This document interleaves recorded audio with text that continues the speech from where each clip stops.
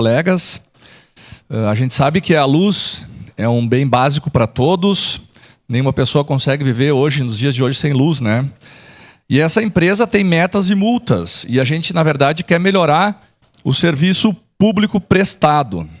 Só que existe uma comissão especial que foi criada para ajudar a resolver esses problemas e melhorar os serviços. Essa comissão aí se reúne para tentar melhorar e achar soluções para esses serviços.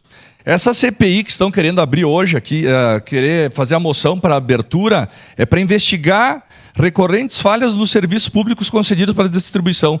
O MP já está fazendo essa investigação, já tem um relatório de mais de 3.000 páginas, está multando, está cobrando, é a justiça que tem que fazer isso.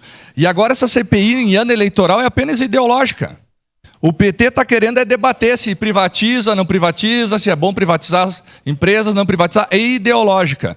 O próprio MP já está tomando as devidas ações, está cobrando multas altas, a população não pode ficar sem energia, não pode mesmo. Só que temos que entender que essa CPI agora não é para resolver o problema, é sim para criar, de novo, palanque político para a esquerda aqui no Estado. Então eu vou votar contra essa moção.